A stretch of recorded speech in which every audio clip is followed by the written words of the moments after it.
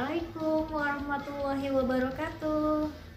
Hai, apa kabar anak soleh dan soleha? Mudah-mudahan kalian tetap dalam kondisi sehat walafiat dan tetap semangat belajar dari rumah. Dalam pembelajaran sebelumnya, kalian kan sudah mengetahui perjuangan bangsa Indonesia melalui jalur pertempuran. Selain jalur pertempuran, pemerintah Indonesia juga terus mengupayakan penyelesaian konflik dengan sekutu melalui jalur diplomasi atau perundingan.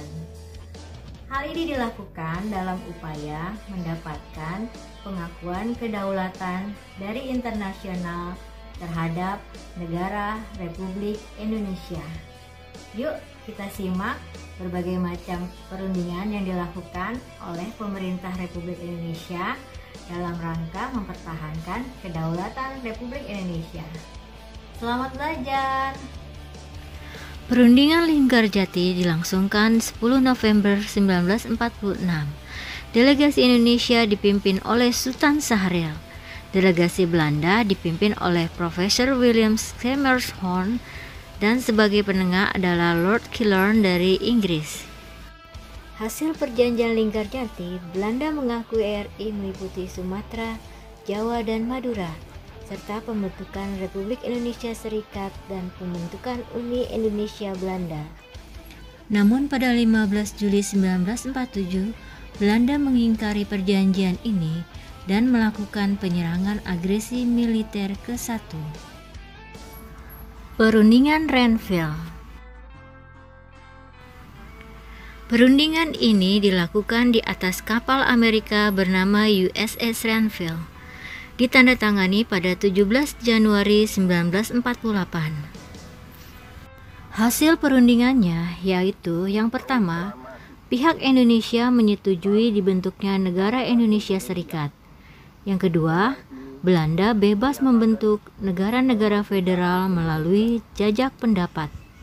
Dan yang ketiga, pasukan RI yang berada di daerah kantong harus ditarik. Tentu saja perjanjian ini merugikan Indonesia karena semua kota-kota besar di Indonesia jatuh ke tangan Belanda. Amir Syarifuddin yang saat itu mewakili Indonesia dianggap gagal dalam perjuangan diplomasi. Pada 19 Desember 1948, Belanda kembali melancarkan agresi militer kedua. Belanda menyerang Yogyakarta yang saat itu merupakan ibu kota negara. Dalam posisi genting, Soekarno memberi mandat kepada Safruddin Prawira Negara untuk membentuk pemerintahan darurat di Bukit Tinggi. Perundingan Rum-Royen. Atas inisiatif PBB, pada tanggal 14 April 1949 diselenggarakan perundingan di Jakarta. Dari Amerika Serikat dipimpin oleh Merle Cochran dan dari Indonesia dipimpin oleh Muhammad Rum serta Van Rooyen dari Belanda. Pada tanggal 7 Mei 1949 tercapai kesepakatan sebagai berikut. Untuk Indonesia sepakat untuk menghentikan perang gerilya. Indonesia juga sepakat untuk mengikuti konferensi meja bundar di Den Haag guna mempercepat penyerahan kedaulatan kepada negara Indonesia Serikat. Untuk Belanda sepakat untuk menghentikan aksi militer dan membebaskan tahanan politik, serta pemerintahan Republik Indonesia kembali ke Yogyakarta. Belanda juga berjanji tidak akan mendirikan dan mengakui negara-negara yang ada di wilayah kekuasaan RI sebelum Desember 1948, serta menyetujui RI sebagai bagian dari NIS. Setelah disetujuinya perjanjian Rum-Royen pada tanggal 29 Juni 1949, pasukan Belanda ditarik mundur keluar Yogyakarta.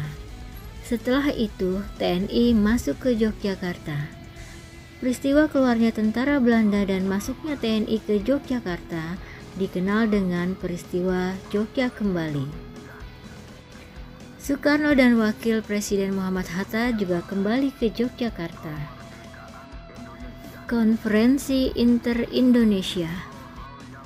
Konferensi Inter-Indonesia diadakan untuk menyatukan pandangan politik dalam upaya menghadapi Belanda di Konferensi Meja Bundar.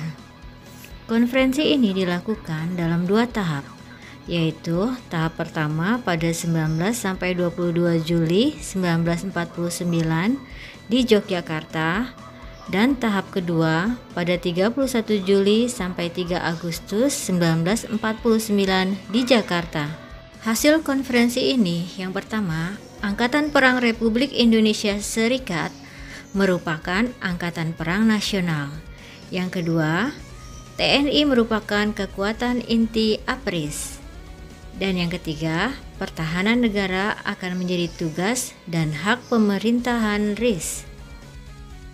Konferensi Meja Bundar dilaksanakan pada 23 Agustus 1949 di Den Haag. Pada tanggal 2 November 1949 tercapai kesepakatan sebagai berikut. Yang pertama, Belanda akan menyerahkan kedaulatan kepada Republik Indonesia Serikat. Yang kedua, penyelesaian Irian Barat akan ditunda selama 1 tahun. Yang ketiga, corak pemerintahan RIS akan diatur dengan konstitusi yang dibuat oleh para delegasi. Yang keempat, kerajaan Belanda akan membentuk Uni Indonesia Belanda.